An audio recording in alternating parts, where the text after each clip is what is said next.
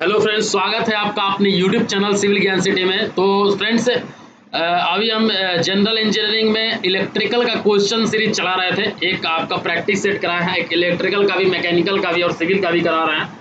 तो ठीक है, ये इलेक्ट्रिकल का सेकेंड सीरीज है थी। ठीक है, तो हम स्टार्ट करेंगे। ठीक है दोस्तों, अभी तक आपने सिविल ज्ञान सिटी चैनल को सब्सक्राइब नहीं किया है तो सबसे पहले सब्सक्राइब कर लीजिए, क्योंकि आया है चैनल पे। तो अगर आपको वीडियो अच्छा लग रहा है तभी सब्सक्राइब कीजिए। तो आइए स्टार्ट करते हैं। सबसे पहला question, a practical voltage source consist of an ideal voltage source. ठीक है, in a practical voltage source consist of an ideal voltage source in. ठीक है, अब यहाँ पे क्वेश्चन में क्या बोल रहा है, देखिए समझने में थोड़ा सा दिक्कत होगा। इलेक्ट्रिकल का टर्म है, इलेक्ट्रिकल वाले तो इसको हलवा समझेंगे, लेकिन सिविल और मैकेनिकल के लिए थोड़ा सा यहाँ पे दिक्कत होने वाला है। तो देखिए अभी हम आपको चार टाइप का चीज़ इसमें बताएंगे, चार इसी से रिलेटेड चार चीज़ बताएंगे। सबसे पहला चीज़ आपको हम बताएंगे कि आइडियल वोल्टेज सोर्स क्या होता है। वोल्टेज तो आपको पता होगा, ठीक है। यहाँ पे क्या दे दिया, आइडियल वोल्टेज सोर्स दे दिया। और इसके बाद हम बताएंगे आपको प्रैक्टिकल वोल्टेज सोर्स। ठीक है, दो चीज बताएंगे। इसके बाद आइडियल करंट सोर्स और प्रैक्टिकल करंट सोर्स। जब पढ़ ही रहे हैं तो ठीक से पढ़िए। ठीक है, तो आइडियल वोल्टेज सोर्स के बारे में अगर हम डिस्कस करें तो आइडियल वोल्टेज सोर्स में जीरो इंटरनल रेजिस्टेंस होता है। इंटरनल रेजिस्टेंस जो होता है वो जीरो होता है। इंटरनल रेजिस्टेंस क्या होता है, जीरो होता है। और प्रैक्टिकल वोल्टेज सोर्स में क्या होता है, प्रैक्टिकल वोल्टेज सोर्स में क्या होता है, ये आपका ideal voltage source in A series with internal resistance होता है। Ideal voltage source, ideal voltage source in A series with internal resistance, in A series with internal resistance, ये इसका स्पेसिफिकेशन मान लीजिए आप। ठीक है, अगर आपको कहीं पे भी आइडियल वोल्टेज सोर्स बोल दिया, मतलब आप बोलिएगा कि जीरो इंटरनल रेजिस्टेंस है, V इक्वल्स टू IR होता है। ठीक है, अगर इंटरनल रेजिस्टेंस जीरो हो जाएगा, अगर रेजिस्टेंस जीरो हो जाएगा तो I इक्वल्स टू क्या हो जाएगा, V बाई आर हो जाएगा। करंट क्या होगा, इनफाइनाइट हो जाएगा। प्रैक्टिकल वोल्टेज सोर्स में आइडियल वोल्टेज सोर्स के साथ साथ इंटरनल रेजिस्टेंस जो होता है वो सीरीज में होता है, वो होता है आपका प्रैक्टिकल वोल्टेज सोर्स। ठीक है, क्वेश्चन में दिया हुआ है practical voltage source consist of an ideal voltage source in A series with internal resistance. आपका देखिए आपको सिर्फ ये स्पेसिफिकेशन याद रहेगा तो ये आप क्वेश्चन इजीली कर पाइएगा। ठीक है, आइडियल वोल्टेज सोर्स और प्रैक्टिकल वोल्टेज सोर्स, आप इतना ही अभी समझिए। देखिए एप्लीकेशन बताने का मेरे पास ये नहीं है कि हम उतना ज़्यादा, मेरे पास स्ट्रॉन्ग कंटेंट नहीं है कि हम इलेक्ट्रिकल का भी पूरा एप्लीकेशन भी बताएं आप लोगों को कि कहाँ पे क्या यूज होता है। ठीक है, लेकिन हाँ उतना जरूर बताएंगे कि आप, ऐसा नहीं होगा कि आपको रटना पड़ेगा, समझा समझा के बताएंगे। ठीक है, अब देखिए आइडियल वोल्टेज सोर्स का बात किए, इसका एक आप छोटा सा एक सीरीज फेज डायग्राम है, आप वो भी देख लीजिएगा। या प्लस माइनस सोर्स होता है, ये VS होता है, ये हो गया आपका आइडियल वोल्टेज सोर्स। ये क्या हो गया, आइडियल वोल्टेज सोर्स हो गया। आइडियल वोल्टेज सोर्स हो गया ये, यहाँ पे इंटरनल रेजिस्टेंस क्या है, जीरो है। हम क्या बोले, आइडियल वोल्टेज सोर्स में इंटरनल रेजिस्टेंस जीरो होगा, जबकि प्रैक्टिकल वोल्टेज सोर्स में इंटरनल रेजिस्टेंस क्या होगा, सीरीज में होगा आपका आइडियल वोल्टेज सोर्स के साथ। ठीक है, ये हो जाएगा आपका, क्या हो जाएगा, प्रैक्टिकल वोल्टेज सोर्स। ये क्या हो जाएगा आपका, प्रैक्टिकल वोल्टेज सोर्स हो जाएगा। ठीक है, बस ये एक सर्किट है और कुछ नहीं है कि हाँ, उसका मतलब ये है, ये आपका क्या हो जाएगा, एक सर्किट डायग्राम हो गया। ये आपका VS हो गया, ये RS हो गया। ठीक है, इंटरनल रेजिस्टेंस का हम बात कर रहे हैं। आइडियल में ये समझिए कि इंटरनल रेजिस्टेंस जीरो हो गया, प्रैक्टिकल में इंटरनल रेजिस्टेंस आइडियल के साथ सीरीज में है। ठीक है, ये हो गया आपका वोल्टेज। क्वेश्चन का आंसर तो आपको इसी से मिल गया, सीरीज विद इंटरनल रेजिस्टेंस। ये नहीं होगा, ये नहीं होगा, ये नहीं होगा। ठीक है, अब हम बात कर लेते हैं ideal voltage source, practical voltage source के बारे में आपको पता चल गया। अब देखिए यहाँ पे करंट वाला भी देख लेते हैं। Ideal current source, ideal current source, ideal current source और आपका practical current source, practical current source. ठीक है, प्रैक्टिकल करंट सोर्स। अब देखिए यहाँ पे आइडियल करंट सोर्स और प्रैक्टिकल करंट सोर्स क्या हो जाएगा।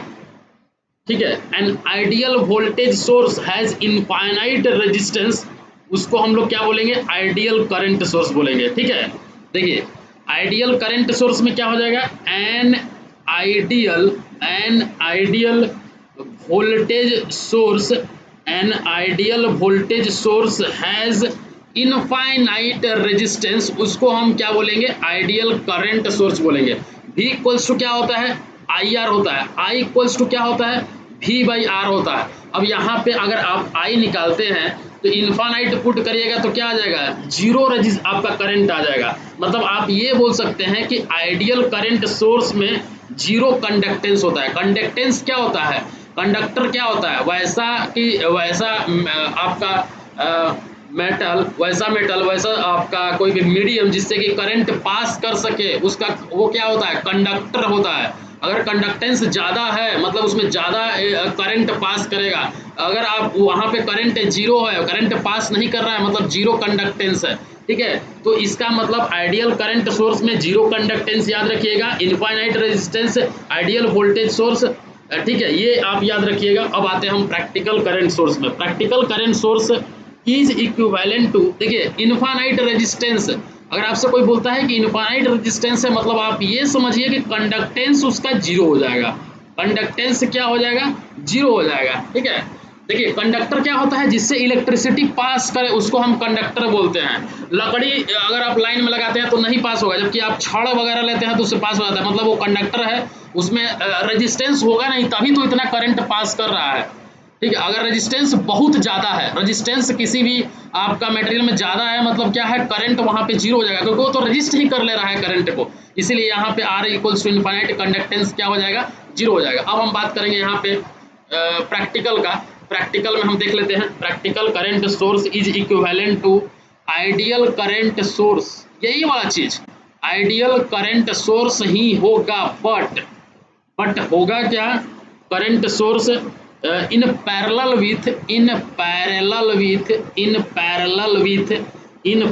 With high resistance. High resistance मतलब इनफाइनाइट अगर लेते हैं तो इनफाइनाइट रेजिस्टेंस होगा तो जीरो कंडक्टेंस होगा, तो हाई रेजिस्टेंस होगा तो लो कंडक्टेंस होगा, हाई रेजिस्टेंस होगा तो लो कंडक्टेंस होगा, ठीक है। ये आप समझ गए। देखिए याद हो गया कि नहीं हो गया, यहाँ पे आपको याद हो गया कि नहीं हो गया, ideal voltage source no resistance, resistance zero, practical voltage source ideal voltage source और उसके साथ इंटरनल रेजिस्टेंस अगर लग जाएगा तो प्रैक्टिकल वोल्टेज सोर्स हो जाएगा। उसी तरह आइडियल करंट सोर्स में आपका इनफाइनाइट रेजिस्टेंस और प्रैक्टिकल करंट सोर्स में इस आइडियल करंट सोर्स के साथ साथ पैरेलल विद हाई रेजिस्टेंस और लो कंडक्टेंस, ठीक है। आप इसका डायग्राम भी बना सकते हैं, अगर चाहिएगा तो इसका डायग्राम भी बना सकते हैं। आइडियल करंट सोर्स का डायग्राम आप देखें, आइडियल करंट सोर्स का डायग्राम, फेज डायग्राम अगर आप बनाना चाहें तो ये आप ले लिए करंट यहाँ पे, ठीक है। ये हो गया आपका, ये हो गया बढ़िया सा तरीके से एकदम, क्या हो गया आपका, ये आपका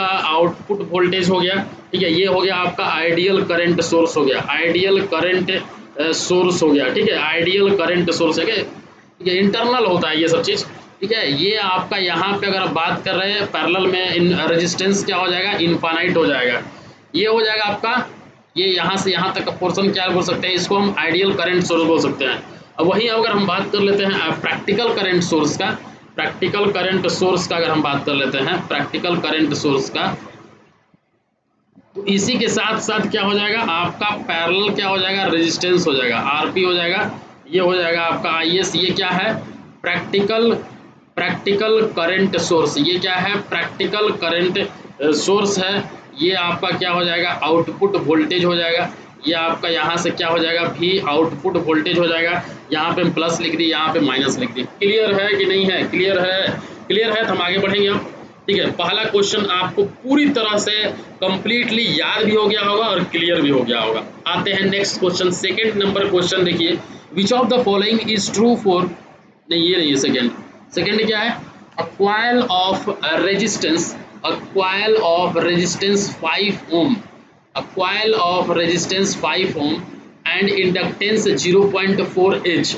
एक कॉइल है जिसका कि रेजिस्टेंस 5 ओम है, इंडक्टेंस 0.4 एच है, is connected with 50 volt DC supply, the energy stored in the field. देखिए दोस्तों, अब देखिए एनर्जी स्टोर्ड बाय इंडक्टर होता क्या है, द एनर्जी, देखिए थ्योरी में हम कुछ कुछ बताते चल रहे हैं, क्योंकि ऐसा ना हो कि आप 20 क्वेश्चन करें आपको 20 ही क्वेश्चन मिले, इस 20 क्वेश्चन में आपको 100 क्वेश्चन का बराबर का कंसेप्ट मिले, ये मेरा मोटो है। तो the energy stored bye an inductor अब देखिए इस टाइप का कभी भी क्वेश्चन आएगा, पीछे का जो क्वेश्चन बताएं, अब उसमें से देखिए 4 क्वेश्चन आपका क्लियर हो गया। अगर उससे रिलेटेड कोई भी क्वेश्चन आएगा तो आप कर लीजिएगा। The energy stored bye an inductor carrying carrying carrying a current I, carrying और करंट आई। दोस्तों बस क्या करिएगा, थोड़ा सा शेयर कर दीजिए, और ज़्यादा हम कंटेंट लेके आएंगे, फास्ट कंटेंट लेके आएंगे आप लोग के लिए। Carrying current I is given by, energy क्या हो जाएगा, एनर्जी क्या हो जाएगा, एनर्जी इक्वल्स टू हो जाएगा, एनर्जी इक्वल्स टू हो जाएगा half L I square, half L I square. Energy inductor को के अंदर में क्या एनर्जी स्टोर होगा, इंडक्टर के अंदर क्या एनर्जी स्टोर होगा, इसको हम कैसे निकालेंगे, हाफ एल आई स्क्वायर से निकालेंगे।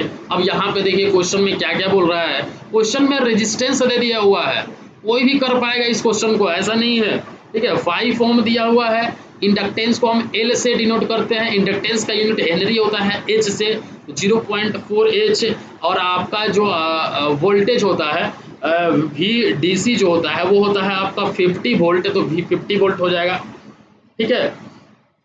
अब देखिए यहाँ पे समझिए, यहाँ पे अब देखिए यहाँ पे आर तो दे दिया हुआ है, एल दे दिया हुआ है, वी डी सी दे दिया हुआ है, लेकिन आई नहीं दिया हुआ है। आई इक्वल्स टू सिंपली आप निकाल लीजिएगा V बाई आर होता है, ठीक है। तो V क्या हो जाएगा, यहाँ पे V दिया हुआ है 50, आर का वैल्यू दिया हुआ है 5, तो 10 एम्पियर। अब देखिए अब दिमाग मत लगाइए कि अब करंट कौन सा है नहीं है, उतना दिमाग लगाइएगा तो फिर आप इलेक्ट्रिकल पढ़ने लगिएगा पूरा का पूरा, तो उतना नहीं करना है आपको। ऐसे जो इंडक्टर होता है ना वो शॉर्ट सर्किट होता है फॉर डीसी करंट के लिए, ठीक है, इसलिए यहाँ पे I equals to directly V by R कर लिया हम। तो energy stored in the electric field of the conductor क्या हो जाएगा, E equals to half L I square हो जाएगा। तो हाफ एल का वैल्यू कितना होगा, 0.4 दिया हुआ है, आई का वैल्यू 10 का स्क्वायर हो जाएगा, तो 20 जूल इसका आंसर आ जाएगा। एनर्जी क्या होता है, जूल में होता है 20 जूल। कहीं पे कोई दिक्कत, कोई परेशानी, कोई भी चीज़ नहीं है, याद रखिएगा इस टाइप का क्वेश्चन पूछ सकता है। देखिए हम क्वेश्चन वही बताएंगे जो पूछेगा, जो नहीं पूछेगा वो नहीं बताएंगे, ठीक है। आते हैं नेक्स्ट क्वेश्चन में।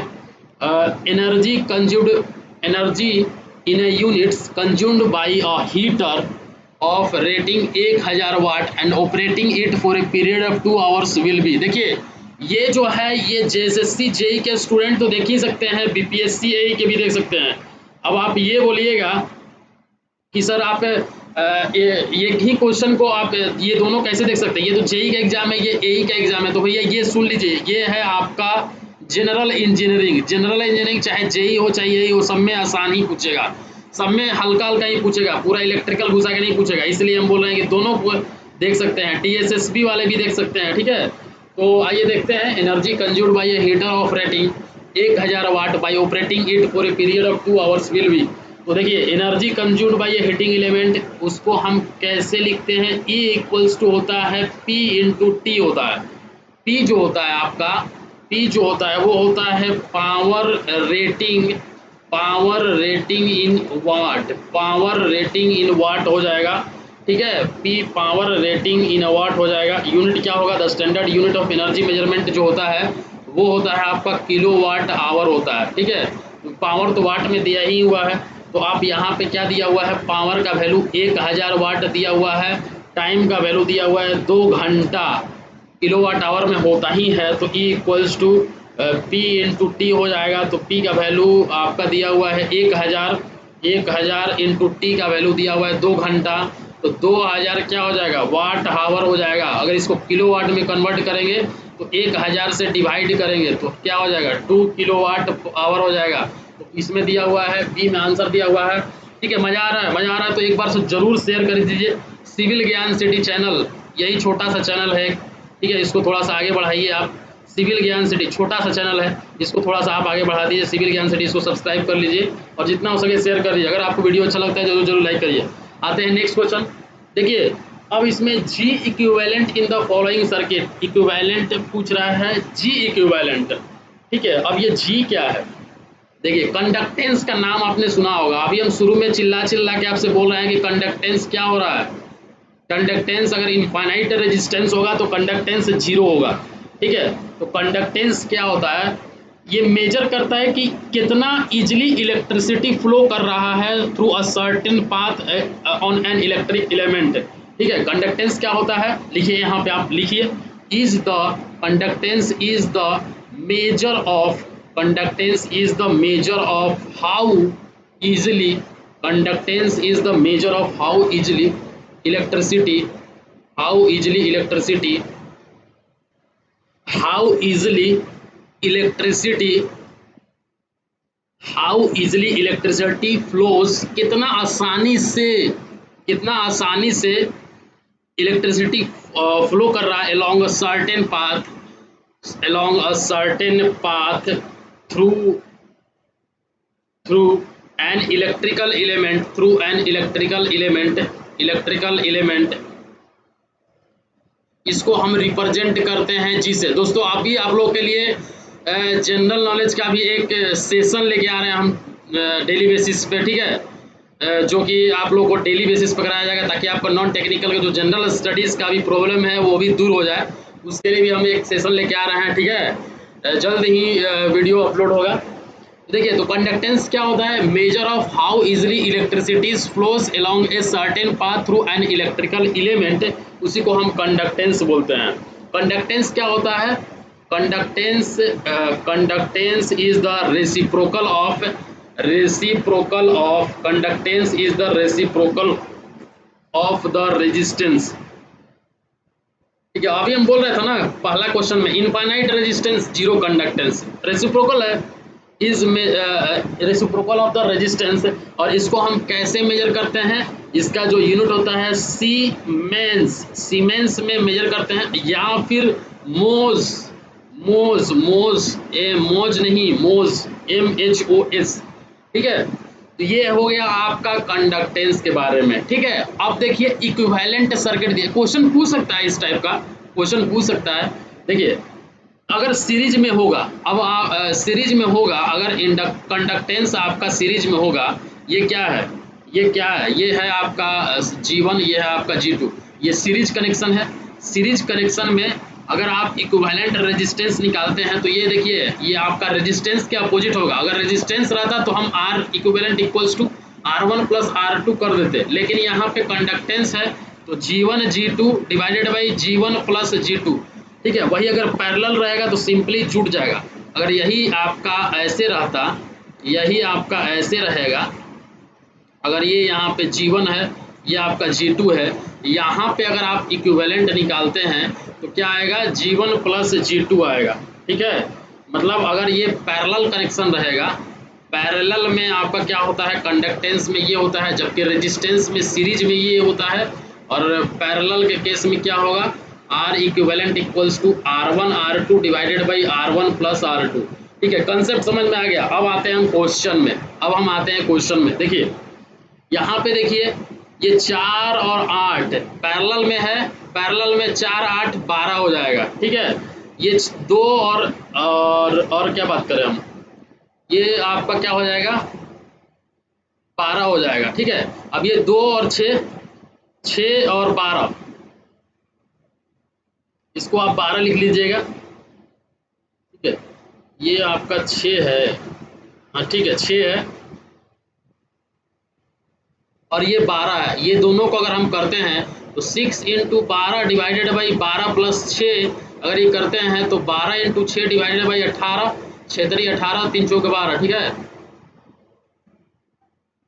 तो अब देखिए यहाँ पे ये इसके साथ क्या है, 4 4, ये क्या आ जाएगा, ये पैरेलल में आ जाएगा, 4 और 2 6, ठीक है। इसको फिर से बना दे क्या, फिर से बना देते हैं इसको, ठीक है। गिजमिज हो जा रहा है तो ठीक है, इसको बना ही देते हैं फिर से। देखिए ये तो पूरा ऊपर वाला आपको समझ में आ गया कि 12 होगा, ये तो ऊपर वाला समझ में आ गया कि 12 होगा। यहाँ पे देख सकते हैं, यहाँ पे ये क्या हो जाएगा, यहाँ पे ये दोनों अगर 8 और 4 जोड़ देते हैं तो 12 हो जाएगा, क्योंकि क्या पैरेलल में था, तो पैरेलल में सीधे सीधे आपको जोड़ना पड़ेगा, ठीक है। 12 इस के बाद ओम नहीं लिख सकते हैं आप, सीमेंस लिखते हैं, ठीक है। 12S लिख दिए यहाँ पे। इसके बाद क्या बच गया, 12 और ये क्या था, 4 और 6 और 12 का सीरीज निकालेंगे तो इस फार्मूला से करेंगे, तो इस फार्मूला से करेंगे तो क्या आ जाएगा, 4 आ जाएगा,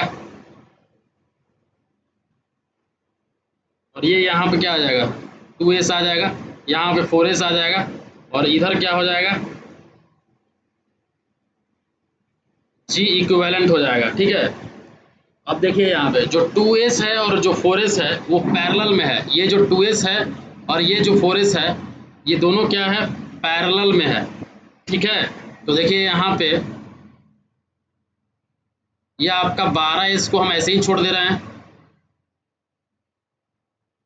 इस क्वेश्चन को आप स्किप मत करिएगा क्योंकि ये क्वेश्चन पूछेगा, इस टाइप का क्वेश्चन पूछ सकता है। ये वो हो गया आपका 4 और 2 क्या है, पैरेलल में है, नहीं आपका हाँ पैरेलल में है, तो 4 और 2 जोड़ दिए तो 6s हो गया, ये आपका 12s हो गया। ये यहाँ पे जी इक्विवेलेंट निकालिएगा तो सीरीज वाले को 12 इंटू 6 प्लस 12 इंटू 6 करिएगा तो 4s आएगा। तो इसका आंसर क्या हो जाएगा, इसका आंसर क्या हो जाएगा, 4s इसका आंसर हो जाएगा। ये ऑप्शन ए हो गया, बी 4s ले लिए, सी 6s ले लिए, डी नॉन ले लीजिए। तो यहाँ पे क्या आ जाएगा, बी हो जाएगा। आते हैं नेक्स्ट क्वेश्चन में। नेक्स्ट क्वेश्चन देखते हैं। A resistor measures 4 ohm at 40 degree Celsius, 6 ohm at 80 degree Celsius. At t equals to 0 degree Celsius, the resistor will measure। ठीक है, क्वेश्चन क्या बोल रहा है कि एक रजिस्टर है, रजिस्टर क्या करता है, रेजिस्टेंस मेजर करता है, और वो रेजिस्टेंस 4 ओम दिया हुआ है आपका कितना डिग्री सेल्सियस पे, 40 डिग्री सेल्सियस पे, और R इक्वल्स टू दिया हुआ है आपका 6 ओम, 6 ओम कितना पे दिया हुआ है, 80 डिग्री सेल्सियस पे दिया हुआ है। तो आपको क्या पूछ रहा है, 0 डिग्री सेल्सियस पे आर कितना होगा।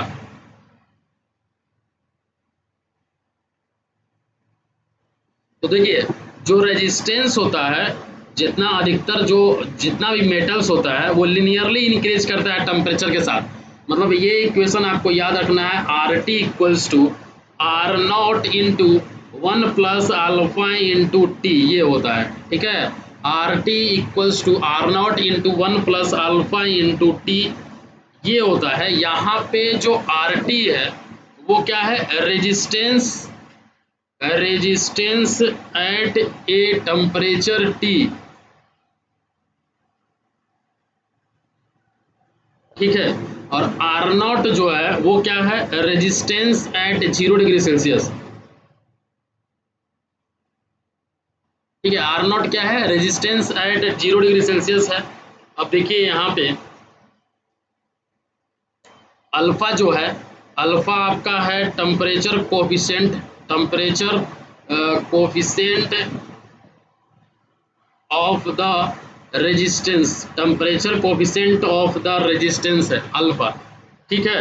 अब देखिए यहाँ पे एक इक्वेशन दिया हुआ है, 4 दिया हुआ है, तो 4 इक्वल्स टू हम एक इक्वेशन लिख देते हैं, R naught into 1 plus alpha के जगह पे हम क्या लिखेंगे, टी के जगह पे 40 है, 40 इंटू अल्फा, और एक है आपका r equals to 6 into R naught into 2 plus 80 into alpha. ये आपका इक्वेशन 1 हो गया, ये इक्वेशन 2 हो गया। देखिए दोनों दो इक्वेशन है, दो अननोन है, निकल जाएगा सिंपली, आपका दो इक्वेशन है और दो अननोन है, ये निकल जाएगा, निकल जाना चाहिए। तो दोनों इक्वेशन को अगर आप इस इक्वेशन को आप सोल्व करिए, जरूर आप इक्वेशन को सोल्व करिएगा, ठीक है। इक्वेशन को सोल्व करने के बाद इसका जो आंसर है वो आप कमेंट बॉक्स में जरूर से जरूर कमेंट करिएगा, तभी हम समझेंगे कि आप बनाए हैं, ठीक है। आप इस दोनों इक्वेशन का नहीं भी आ रहा है आपको तो जरूर लिखिए कि नहीं आ रहा है, ठीक है। ये आपका ए ऑप्शन हो गया, बी ऑप्शन हो गया, सी हो गया और डी हो गया। आप इसमें से जरूर बताइए कि कौन सा आंसर होगा ये दोनों इक्वेशन को सोल्व करने के बाद। आते हैं नेक्स्ट क्वेश्चन में। नेक्स्ट क्वेश्चन देखते हैं, What is the ratio of resistance of two copper conductor whose length are in the ratio of 1:4 and radius is in the ratio of 1:2? ठीक है, देखिए किसी भी कंडक्टर का अगर आप रेजिस्टेंस निकालते हैं तो ये फार्मूला होता है, the resistance of a conductor, the resistance of a conductor is given by, the resistance of a conductor is given by R equals to rho L by A होता है, ठीक है। R equals to rho L by A होता है, जहाँ पे जो रो होता है वो क्या होता है, रेजिस्टिविटी होता है, रो क्या होता है, रेजिस्टिविटी होता है, R क्या होता है, रेजिस्टेंस होता है, R क्या होता है, रेजिस्टेंस होता है, L क्या होगा आपका, लेंथ ऑफ वायर होगा, एल क्या होगा आपका लेंथ ऑफ वायर होगा, और ए जो होगा वो क्या होगा आपका cross section area of the wire होगा। ए क्या होगा आपका cross section area of the wire, ये हो जाता है।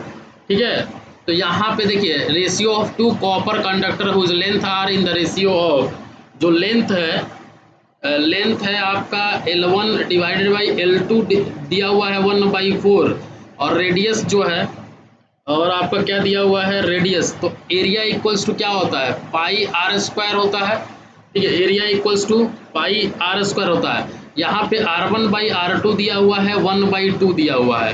ठीक है, निकालना क्या है ratio of R1 divided by R2, R1/R2 निकालना है। ये R1 अलग है, ये रेडियस है, ये रेजिस्टेंस है। यहाँ पे क्या लिखिएगा R1/R2 equals to ρ1 L1/A1 divided by ρ2 L2 divided by A2 हो जाएगा। ठीक है, आप देखिए यहाँ पे क्या बोल रहा है कॉपर कंडक्टर है, तो यहाँ पर ρ1 और ρ2 को हम सेम मान लेते हैं, तो ρ1 ρ2 कैंसिल हो जाएगा, तो L1 divided by pi R1 का square, L2 divided by pi R2 का स्क्वायर। ठीक है, तो L1 पाई पाई भी कैंसिल हो जाएगा, सेम है, तो L1/L2 इक्वल इंटू R2 का स्क्वायर डिवाइडेड बाई R1 का स्क्वायर, ये हो जाएगा R2 का स्क्वायर डिवाइडेड बाई R1 का स्क्वायर, ये हो जाएगा। तो R1/R2 क्या आ जाएगा, R1/R2 इक्वल्स टू L1/L2 का वैल्यू 1/4 है, और R2/R1 का होल स्क्वायर है, तो 1/4 R2/R1 2/1 का होल स्क्वायर, तो यहाँ पे 1/4 इंटू 4/1, ये क्या हो जाएगा 1 हो जाएगा, मतलब जो रेशियो हो जाएगा R1/R2 का वो 1/1:1 हो जाएगा। तो इसका आंसर क्या हो जाएगा डी हो जाएगा। आते हैं next question. A capacitor of 40 microfarad, देखिए इसमें बहुत सारा चीज़ आपको पता चल रहा है, इसमें आपको यूनिट के बारे में पता चल रहा है, इलेक्ट्रिकल का हर टर्म के बारे में आपको पता चल रहा है। ठीक है, देखिए कैपेसिटर जो होता है वो एक इलेक्ट्रॉनिक डिवाइस होता है, ठीक है, जो कि इंटीग्रेटेड सर्किट में यूज किया जाता है चार्जेस को स्टोर करने के लिए। लिखिए यहाँ पे कंसेप्ट भी लिखना होगा। ठीक है, कंसेप्ट में हम बात कर लेते हैं, कैपेसिटर के बारे में बात हो रही है, तो कैपेसिटर क्या होता है, कैपेसिटर के बारे में लिखिए the capacitor is an electronic device the capacitor is an electronic device that is used in an integrated circuit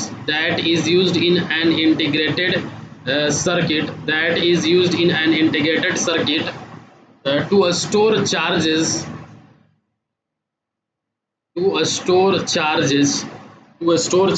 ठीक है, and the amount of charge stored in a capacitor is given as, तो capacitor में जो आपका charge store होता है वो होता है Q/V होता है। ठीक है, इसको इक्वेशन 1 मान लिए। Q क्या हो गया आपका अमाउंट ऑफ चार्ज हो गया, Q क्या हो गया आपका अमाउंट ऑफ चार्ज हो गया, और आपका हम बात कर ले V जो है आपका पोटेंशियल डिफरेंस है, V क्या है पोटेंशियल डिफरेंस है, पोटेंशियल डिफरेंस अक्रॉस कैपेसिटर है, पोटेंशियल डिफरेंस अक्रॉस कैपेसिटर, और C जो है वो आपका क्या है कैपेसिटेंस है, C क्या है capacitance of A given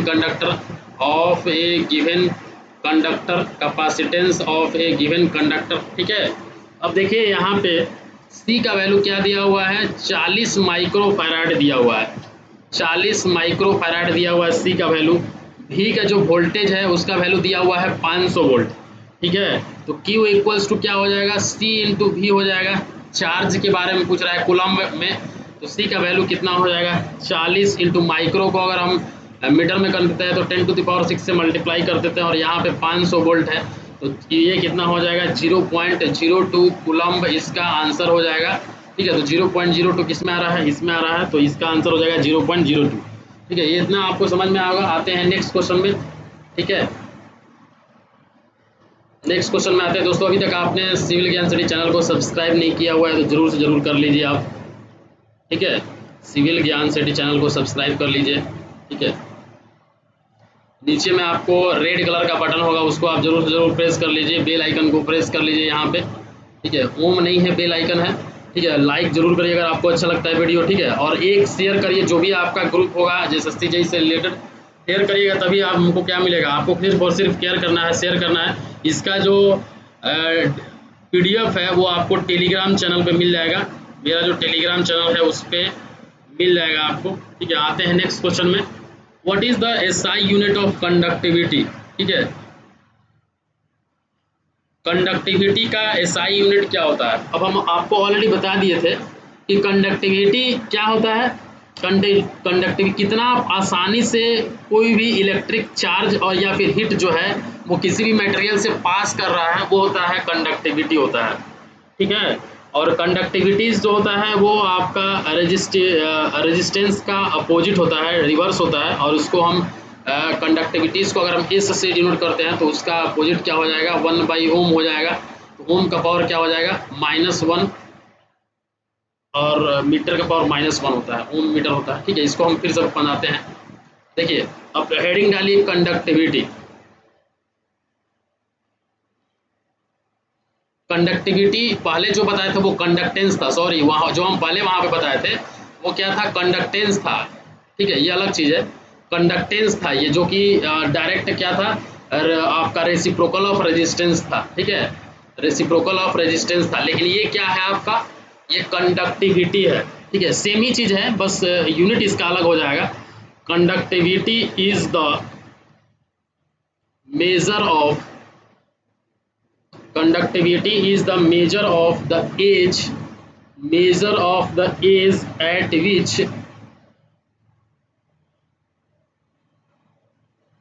at which an electric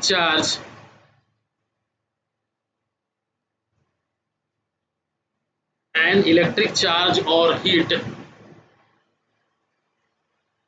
can pass through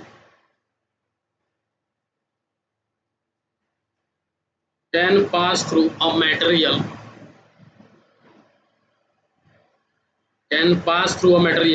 ठीक है, ये आपका क्या हो जाता है, कंडक्टिविटी आता है।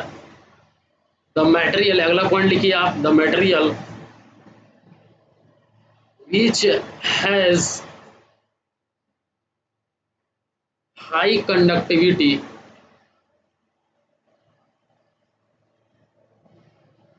is called conductor,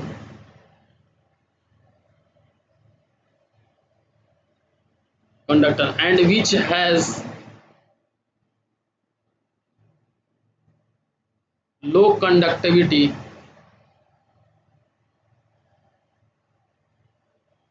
is called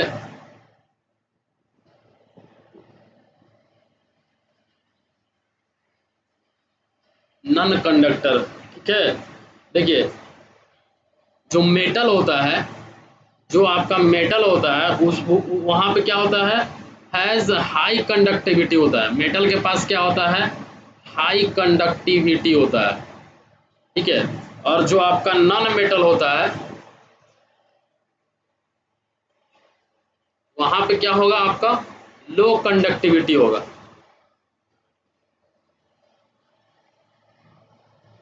ठीक है, मेटल के पास हाई कंडक्टिविटी होता है और नॉन मेटल के पास क्या होता है, लो कंडक्टिविटी होता है। इलेक्ट्रिकल जो कंडक्टिविटी होता है उसको हम लोग स्पेसिफिक कंडक्टेंस भी बोलते हैं। इलेक्ट्रिकल जो कंडक्टिविटी होता है उसको हम क्या बोलते हैं, स्पेसिफिक कंडक्टेंस भी बोलते हैं।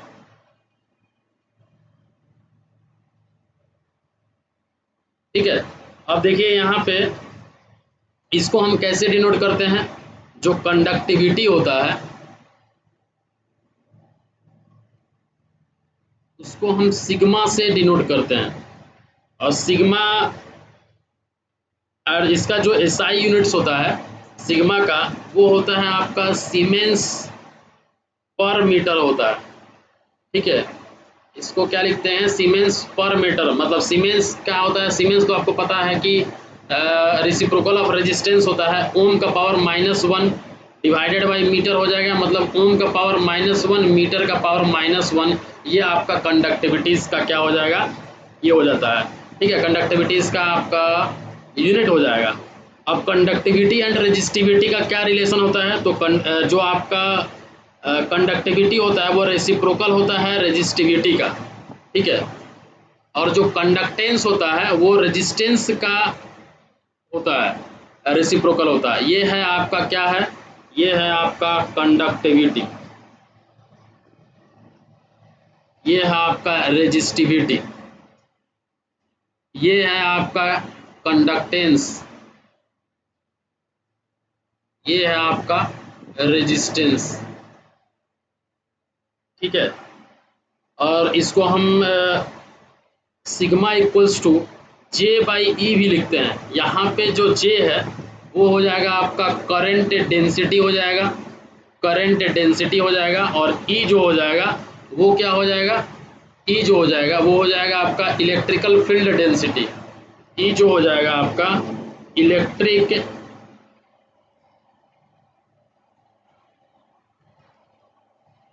फील्ड डेंसिटी होगा। जे होगा आपका करंट डेंसिटी और ई होगा आपका इलेक्ट्रिकल फील्ड डेंसिटी हो जाएगा। इंटेंसिटी लिख दीजिए यहाँ पे, डेंसिटी वर्ड ठीक नहीं लग रहा है, इंटेंसिटी लिखिए यहाँ पे, ठीक है। तो इसका आंसर तो आपको पता चल गया कि क्या होगा, ओम का पावर -1 मीटर का पावर -1 होगा, ठीक है। ओम का पावर -1 होगा और मीटर का पावर क्या होगा, -1 होगा। ओम का पावर -1 होगा और मीटर का पावर -1 हो जाएगा। देखिए नेक्स्ट क्वेश्चन देखते हैं। Next question, resistance decreases with increase in temperature is a property एक्सहिबिटेड by which of the following materials, ठीक है। देखिए resistance decreases with increase in temperature, ये एक प्रॉपर्टी है, ये किस मटेरियल में ज़्यादातर शो करता है, तो ये कार्बन में शो करता है, ठीक है। अब हम आपको बताते हैं कि कंडक्टर के केस में अगर हम बात कर लेते हैं, कंडक्टर के केसेस में अगर आप temperature of conducting material increase करते हैं तो रेजिस्टेंस जो होगा उस पर्टिकुलर मटेरियल का इंक्रीज करेगा, जो रेजिस्टेंस होगा उस पर्टिकुलर मटेरियल का वो इंक्रीज करेगा। इंसुलेटर के केस में अगर हम बात कर लेते हैं, इंसुलेटर के केस में अगर हम बात कर लेते हैं, तो अगर आप टेम्परेचर ऑफ मटेरियल इंक्रीज करते हैं तो जो रेजिस्टेंस ऑफ दैट पर्टिकुलर जो मटेरियल होता है, resistance of that particular material क्या होगा, डिक्रीज हो जाएगा, ठीक है। अगर आप सेमी कंडक्टर का बात कर लेते हैं, सेमी कंडक्टर का अगर हम बात कर लेते हैं, तो सेमी कंडक्टर में अगर आप टेम्परेचर जो है उस मटेरियल का, सेमी कंडक्टर मटेरियल का इंक्रीज करते हैं तो रेजिस्टेंस जो होगा, रेजिस्टेंस जो होगा वो क्या होगा, डिक्रीज होगा, ठीक है। देखिए जो कार्बन है आपका, ये जो कार्बन है ना, ये है आपका नॉन मेटल। कार्बन क्या है, नॉन मेटल है, ठीक है। ये एक सेमी कंडक्टर है, ये क्या है, सेमी कंडक्टर है, सेमी कंडक्टर है। And its resistance decreases with an increase in resistance decreases with increase in temperature, ठीक है, विथ इंक्रीज इन टेम्परेचर, ये याद रखिएगा, ठीक है, ये याद रखिएगा। ये जो है आपका कॉन्स्टेंटन जो है, ये आपका constantan is a nickel copper based alloy, nickel copper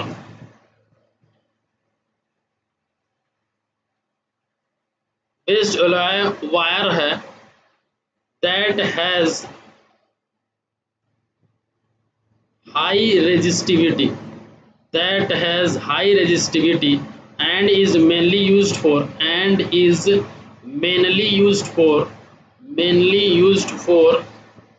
thermocouples,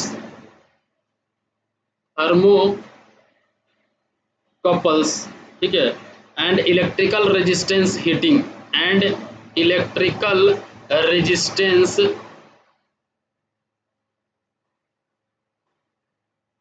heating में यूज किया जाता है।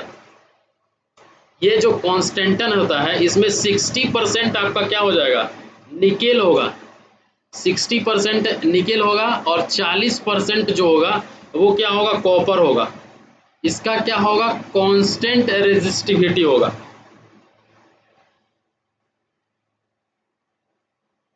ठीक है। जो आपका सिल्वर और कॉपर है, ये दोनों जो है, ये दोनों जो है, ये क्या है, ये आपका है मेटल कंडक्टर है, ये है आपका मेटल कंडक्टर है, ये क्या है आपका मेटल कंडक्टर है। ठीक है, इसमें पॉजिटिव टेम्परेचर कोफिशिएंट होगा। अगर आप इसमें रेजिस्टेंस इंक्रीज करते हैं तो टेम्परेचर अगर इंक्रीज करते हैं, इस केसेस में टेम्परेचर इंक्रीज करते हैं तो जो रेजिस्टेंस होगा वो भी क्या होगा, इंक्रीज हो जाएगा। ठीक है, ये आपका इसमें इस सब का एक्सप्लेनेशन हो गया। आते हैं नेक्स्ट क्वेश्चन में।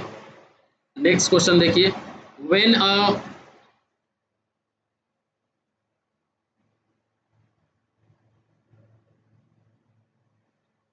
a unit impulse voltage is applied to an inductor of 4H, energy supplied by the source। ठीक है, देखिए energy supplied by the inductor का बोल रहा है, तो अभी हम आपको बताएं E इक्वल्स टू क्या होगा, हाफ एल आई स्क्वायर होता है। ठीक है, हाफ एल की जगह पे कुछ दिया हुआ है 4 दिया हुआ है, आई की जगह पे कुछ दिया हुआ है, यूनिट इम्पल्स वोल्टेज दिया हुआ है। तो यूनिट इम्पल्स वोल्टेज दिया हुआ है एल इक्वल्स टू 4H दिया हुआ है। ठीक है, यूनिट इम्पल्स वोल्टेज दिया हुआ है, मतलब Vt की जो है ये होता है आपका इम्पल्स फंक्शन होता है, इम्पल्स फंक्शन। अगर यहाँ से अगर आप इक्वेशन आई निकालते हैं, क्योंकि आई का आपको जरूरत है, Vt दिया हुआ है, तो 1/L minus of infinity to T और डेल्टा टी और डी टी ये होता है, तो 1/L होता है, तो 1/4 इक्वल्स टू क्या हो जाएगा, जनरली इसका वैल्यू क्या हो जाता है, इसका वैल्यू क्या हो जाएगा, 1 हो जाएगा, तो 1/4 इक्वल्स टू 0.25 हो जाएगा। तो यहाँ पे 0.25 का स्क्वायर करिएगा तो यहाँ से जो वैल्यू आएगा 0.125 जूल्स आ जाएगा। ठीक है, तो इसका आंसर क्या होगा, 0.125 जूल्स हो जाएगा।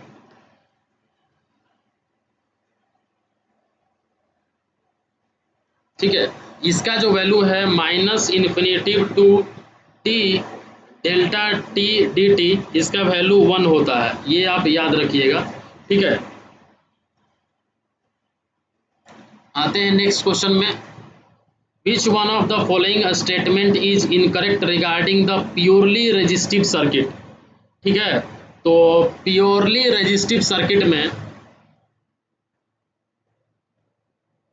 प्योरली जो रेजिस्टिव सर्किट होता है उसमें सिर्फ और सिर्फ रेजिस्टेंस प्रेजेंट होता है, which means that heat produced by the element is non zero and is given by H equals to I square R T हो जाएगा। ठीक है, तो नॉन जीरो आपका क्या हो जाएगा, हीट हो जाएगा, तो हीट प्रोड्यूस जीरो लिखा हुआ है तो ये गलत है। ठीक है, देखिए जो आपका प्योरली रेजिस्टिव सर्किट होगा, प्योरली रेजिस्टिव सर्किट का बात करें, ओनली रेजिस्टेंस प्रेजेंट होता है, only resistance is present, which mean heat produced by the element is non-zero, heat produced by the element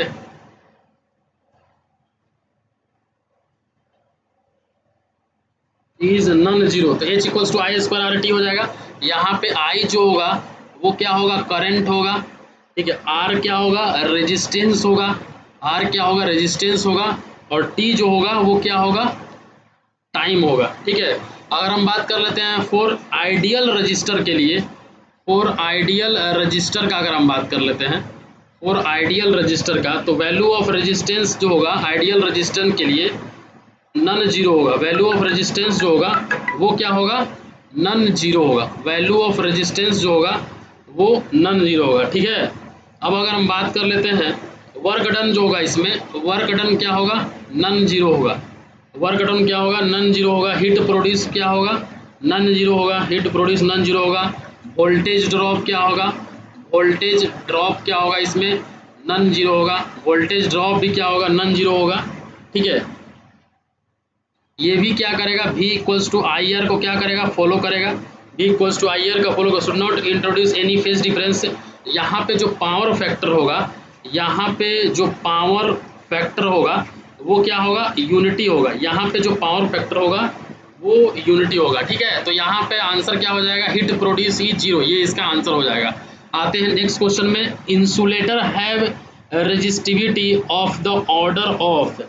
देखिए इंसुलेटर के पास जो रेजिस्टिविटी होता है वो कितना होता है, ये आपको आंसर बताना है। ठीक है,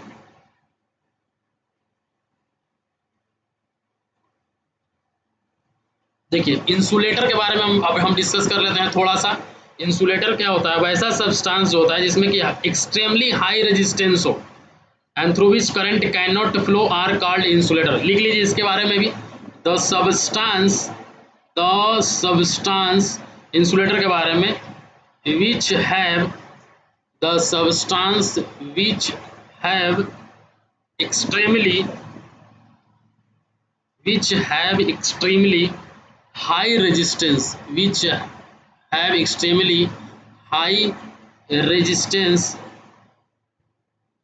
high resistance and through which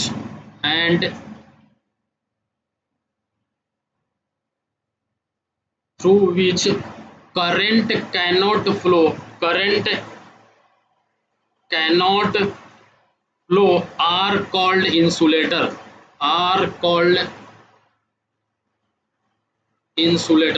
ठीक है, उसको हम क्या बोलेंगे? इंसुलेटर बोलेंगे। ठीक है, जो आपका मटेरियल होता है वो आपका कंडक्टर में डिवाइड होता है। सेमी कंडक्टर, कंडक्टर में इलेक्ट्रिसिटी पास करता है। सेमी कंडक्टर में इंसुलेटर और कंडक्टर के बीच में होता है सेमी कंडक्टर होता है। इसके बाद क्या होता है? इंसुलेटर होता है। देखिए अब यहाँ पे क्या बोलता है? इंसुलेटर के पास रेजिस्टिविटी कितना होता है? तो इंसुलेटर में जो रेजिस्टिविटी होता है अगर उसका बात करें तो 10⁴ माइक्रोमीटर से 10⁻16 माइक्रोमीटर तक होता है। देखिए कुछ मटेरियल का हम रेजिस्टिविटी लिखते हैं यहाँ पे। कुछ मटेरियल का रेजिस्टिविटी अगर हम लिखते हैं रेजिस्टिविटी ओम मीटर में, ठीक है, तो क्या हो जाएगा? प्योर वाटर का अगर हम रेजिस्टिविटी देखें, प्योर वाटर का अगर रेजिस्टिविटी 2.5 × 10⁵ हो जाएगा। अगर हम ग्लास का देखें तो 10⁻10 से लेकर 10⁻14 होगा। और अगर हार्ड रबर का देखें, हार्ड रबर का बात करें तो 10⁻13 से 10⁻16 तक हो जाएगा। NaCl सोडियम क्लोराइड का अगर रेजिस्टिविटी देखें तो 10⁻14 होगा। अगर फ्यूज्ड क्वार्टज का अगर हम देखें, रेजिस्टिविटी देखें तो कितना होता है? 10⁻16 होता है। मतलब 10⁻4 से लेकर 10⁻16 के बीच में होता है। तो इसका आंसर डी हो जाएगा। आते हैं नेक्स्ट क्वेश्चन में। दो कैपेसिटर है, एक है 2 माइक्रोफैराड और एक है 4 माइक्रोफैराड। वो दोनों क्या है? पैरेलल में कनेक्टेड है across 100 DC supply. The energy stored in the capacitor will be. ठीक है, तो कैपेसिटर जब सीरीज में होता है, कैपेसिटर जो है अगर सीरीज में होता है, कैपेसिटर अगर सीरीज में होता है तो वहाँ पे 1/C equivalent equals to 1/C1 plus 1/C2 plus dot dot dot हो जाएगा। अगर कैपेसिटर पैरेलल में होगा तो जो C इक्विवेलेंट होगा वो क्या होगा? C1 plus C2 plus dot dot dot plus Cn तक होगा। ठीक है, पैरेलल में होगा। तो यहाँ पे क्या पूछ रहा है? एनर्जी पूछ रहा है, हाफ CV² होगा। यहाँ पे जो दो कैपेसिटर दिया हुआ है ठीक है, दोनों कैपेसिटर का अलग अलग पूछ रहा है। ठीक है, तो हाफ C का वैल्यू कितना दिया हुआ है? 2 माइक्रोफैराड में अगर देखते हैं तो यहाँ पे 2 × 10⁻6 लिखेंगे। वोल्टेज 100 का स्क्वायर, तो यहाँ से अगर आप वैल्यू कैलकुलेट करते हैं, ये 2 से 2 कैंसिल हो जाएगा। 10 ये 100 का स्क्वायर है तो 4 हो जाएगा, तो 10⁻2 हो जाएगा। मतलब 0.01 जूल होगा। एक अगर हम 4 माइक्रोफैराड में निकालते हैं तो हाफ × 4 × 10⁻6 × 100 का स्क्वायर, तो यहाँ से अगर हम करते हैं तो 0.02 जूल आ जाएगा। तो 0.01 जूल और 0.02 जूल, ये इसका आंसर हो जाएगा। नेक्स्ट क्वेश्चन देखते हैं। विच of the following is a group of passive device only? Which of the following is a group of passive device? ठीक है, अब हम डिस्कस करेंगे यहाँ पे पैसिव कंपोनेंट और एक्टिव कंपोनेंट के बारे में। इंपॉर्टेंट क्वेश्चन है। देखिए मेरा मोटो है आप लोग को हर चीज़ का कंप्लीट एक्सप्लेनेशन देना, ताकि आपका ये जितना भी क्वेश्चन कर रहे हैं इससे आपका मैक्सिमम क्वेश्चन क्लियर हो पाए। ठीक है, अब हम बात करेंगे पैसिव एलिमेंट्स क्या होता है। ठीक है, पैसिव एलिमेंट्स का बात करेंगे। सब नोट्स आप बनाते जाइएगा, लिखते जाइएगा, एग्जाम टाइम में रिवीजन करने में काफ़ी आपको फ़ायदा होगा। देखिए पैसिव कंपोनेंट्स जो होता है, एलिमेंट्स लिख दीजिए। ठीक है, कंपोनेंट्स एलिमेंट। पैसिव जो कंपोनेंट होता है ये एक डिवाइस है।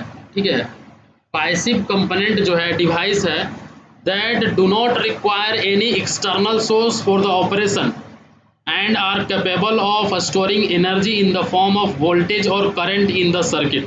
ठीक है, लिखिए यहाँ पे, passive component are device that do not require any external source.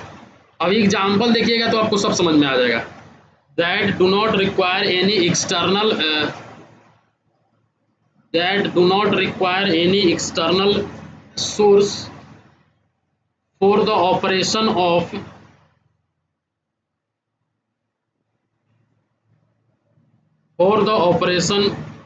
Of for the operation and, यहाँ पे एंड ही लिखिए, for the operation and are capable of storing energy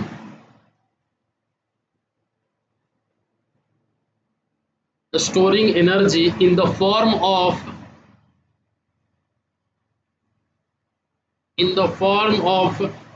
voltage or current in the circuit।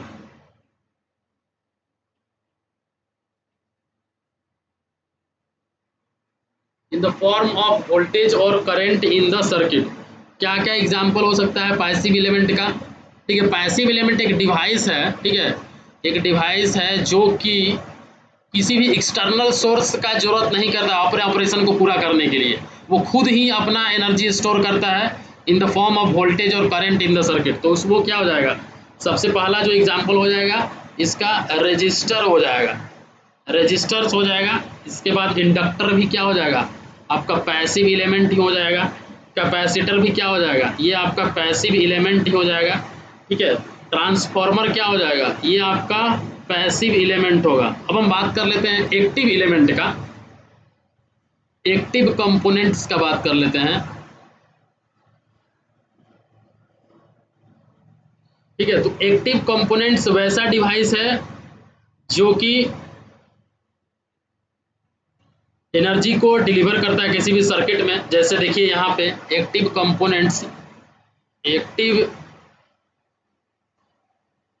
Components are the elements और devices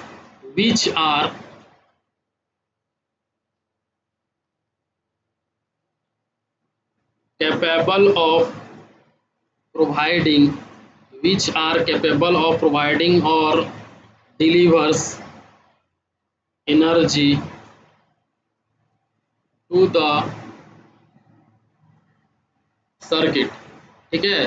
capable of providing और deliver energy to the circuit, ये इसका example क्या हो जाएगा? इसका एग्जाम्पल अगर हम लेते हैं तो क्या हो जाएगा? Voltage source, current source, generator हो जाएगा, सच एज अल्टरनेटर्स,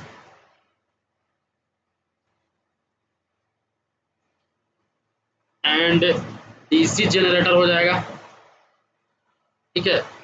इसके बाद आपका all different types of transistor जो होता है, all different type of transistor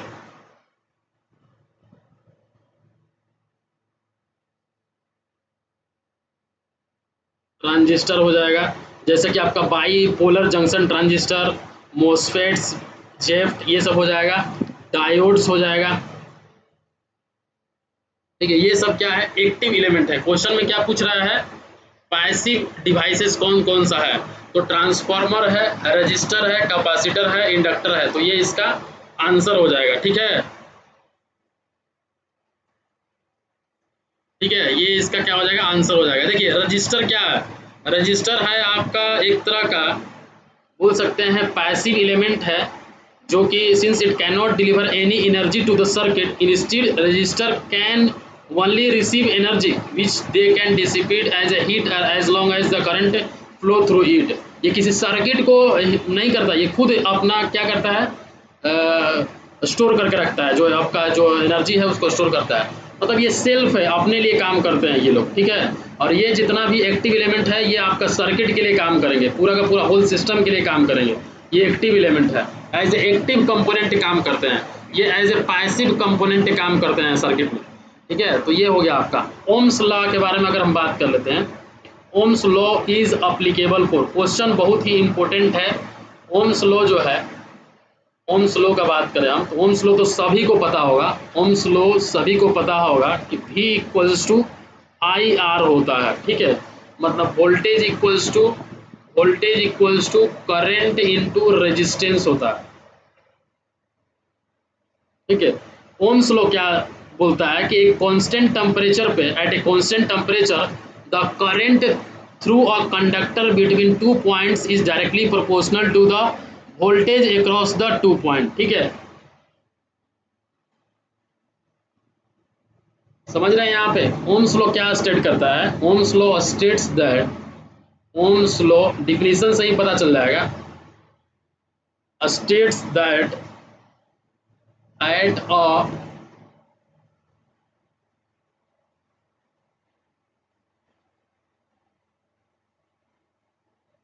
constant temperature the current through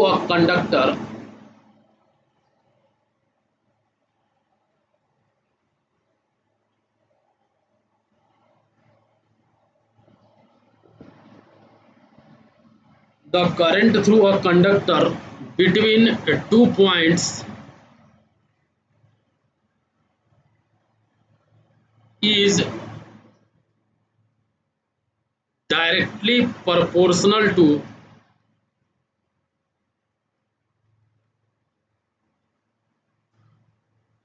the voltage across the 2 point, ठीक है। मतलब जो वोल्टेज होगा वो क्या होगा, करंट इनटू रेजिस्टेंस के इक्वल मल्टीप्लिकेशन हो जाएगा, ठीक है। रेजिस्टेंस का यूनिट आपका ओम हो जाएगा, करंट का एम्पियर हो जाएगा, वोल्टेज का, ठीक है, वोल्ट हो जाएगा। ये इसी से हम क्या कैलकुलेट कर सकते हैं, power, efficiency, current, voltage, resistance, ये सारा चीज़ हम कैलकुलेट कर सकते हैं, ठीक है। और जो भी एलिमेंट ओम्स लॉ को फॉलो करता है उस एलिमेंट को हम लीनियर एलिमेंट कहते हैं, ठीक है। जो एलिमेंट है वो ओम्स लॉ को फॉलो करता है उसको हम कौन सा एलिमेंट बोलते हैं, लीनियर एलिमेंट बोलते हैं, लीनियर एलिमेंट बोलते हैं। जैसे कि आपका रजिस्टर जो है वो आपका क्या है, लीनियर एलिमेंट है, ठीक है। जो ओम्स लॉ है वो ओनली कंडक्टर्स के लिए अप्लीकेबल है। और एक चीज़ और आप ध्यान रखिएगा, ठीक है, लिमिटेशन लिख लीजिए। क्वेश्चन कभी कभी पूछता है क्या क्या लिमिटेशन है ओम्स लॉ का, इसका आंसर कंडक्टर्स ओनली हो जाएगा, ठीक है। इसका आंसर कंडक्टर हो जाएगा, ठीक है। लिमिटेशन का बात करें तो सबसे पहला तो लिमिटेशन हो गया कि आपका सिर्फ और सिर्फ अप्लीकेबल फॉर कंडक्टर ओनली, जो ओम्स लॉ होता है applicable for conductor only, applicable for conductor only, applicable होता है कंडक्टर के लिए। दूसरा number, Ohm's law does not apply to,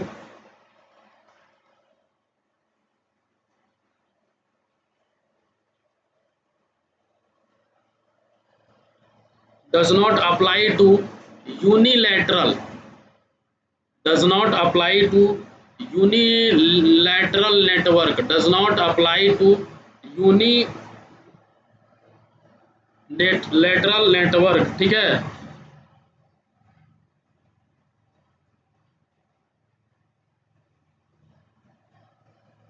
ठीक है, यूनिलेटरल नेटवर्क में ये अप्लाई नहीं होता। यूनिलेटरल नेटवर्क में आपका आ जाएगा डायोड, ट्रांजिस्टर, ये सब क्या हो जाएगा, यूनिलैटरल नेटवर्क है। यूनिलैटरल जो नेटवर्क है वो करंट को सिर्फ और सिर्फ एक डायरेक्शन में फॉलो करवाता है, ठीक है। Ohm's law is also not applicable to non linear element, same ही चीज हो गया। Ohm's law also not applicable to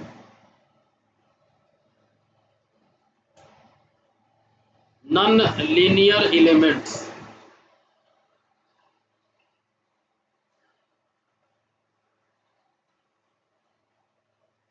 ठीक है। तो नॉन लीनियर एलिमेंट में आपका आ जाएगा थायरिस्टर आ जाएगा, ठीक है।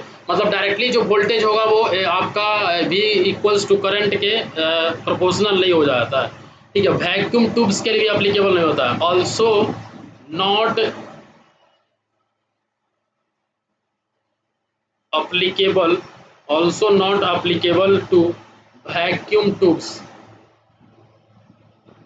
ये सारा इसका क्या हो गया, लिमिटेशन हो गया, ठीक है। अब हम बात कर लेते हैं नेक्स्ट क्वेश्चन में A circuit whose behavior and characteristics is same in irrespective of the direction of current through the various element is called, तो बाईलैटरल हो जाएगा। वैसा सर्किट जिसका कि बिहेवियर और कैरेक्टरिस्टिक्स सेम होता है irrespective of the direction of current through the various element, अलग अलग डायरेक्शन में कर रहा है तो कोई दिक्कत नहीं है, वो एक ही डायरेक्शन का प्रॉपर्टी शो करेगा, वो होता है आपका बाईलैटरल सर्किट्स होता है। देखिए दो चीज़ होता है, एक होता है यूनिलैटरल सर्किट, यूनिलैटरल सर्किट होता है, और एक होता है आपका बाईलैटरल सर्किट होता है। एक होता है आपका बाईलैटरल सर्किट होता है, दो सर्किट होता है। देखिए यूनिलैटरल जो सर्किट होता है allows the current flow in one direction only, allows the current flow in one direction only, जबकि जो बाईलैटरल सर्किट होता है allow the current flow in both the direction, allow the current flow in both the direction, ठीक है।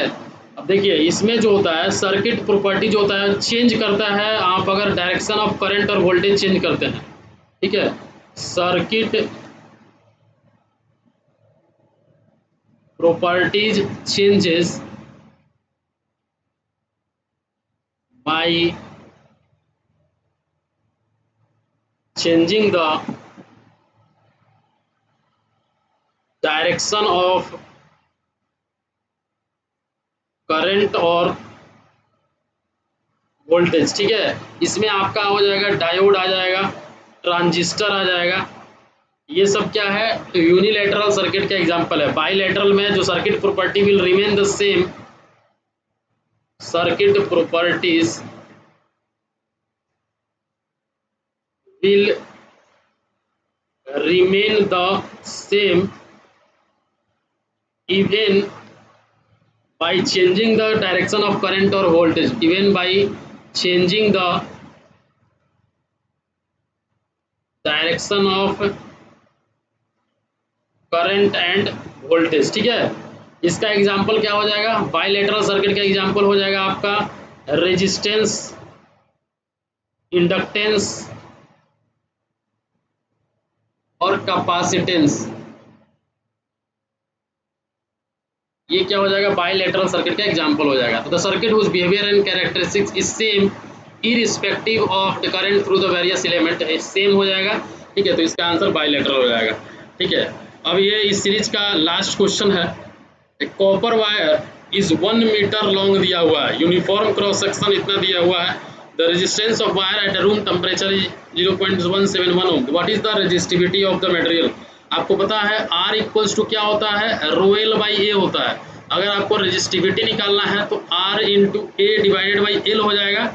R के जगह पे क्या दिया हुआ है 0.171 ओम दिया हुआ है, एरिया दिया हुआ है 0.1 mm स्क्वायर दिया हुआ है, इसको मीटर में कन्वर्ट करेंगे तो 10 टू द पावर 6 से मल्टीप्लाई -6 से मल्टीप्लाई करेंगे। एल का वैल्यू दिया हुआ है 1 मीटर लंबा दिया हुआ है, इससे अगर आप वैल्यू निकालते हैं तो 1.71 into 10 to the power -8 ohm meter आ जाएगा। किसमें दिया हुआ है 1.71 into 10 to the power -8 ohm meter C में दिया हुआ है, ठीक है। तो दोस्तों यहाँ पे ये पूरा का पूरा क्वेश्चन जो है इस सीरीज का ख़त्म होता है। दोस्तों अगर आपको मेरा फोर्ट थोड़ा सा भी अच्छा लगता है तो ज़रूर से ज़रूर आप शेयर करिए, आपका कोई भी अगर ग्रुप होगा तो उसमें सिविल ज्ञान सिटी चैनल को शेयर कर दीजिए, ठीक है। अगर आपको वीडियो अच्छा लगता है तो बिना लाइक किए हुए मत जाइएगा, ठीक है, बिना लाइक किए हुए। अगर आप पूरा वीडियो देखे होंगे तो जरूर एक लाइक जरूर करके जाइएगा, ठीक है। और जरूर कमेंट करके जो भी हम आपसे पूछे हैं आप बताइएगा क्या दिक्कतें हो रही है, वो चीज़ भी आप डिस्कस करिए। अभी आप लोगों के लिए हम जनरल स्टडीज़ का भी एक सीरीज़ लेके आ रहे हैं जिसमें कि हर दिन 20 क्वेश्चन और उससे रिलेटेड जो कंसेप्ट है वो भी हम आपको बताएंगे। तो यहीं तक हम इस वीडियो को रहने देते हैं, समाप्त करते हैं। Thank you for watching this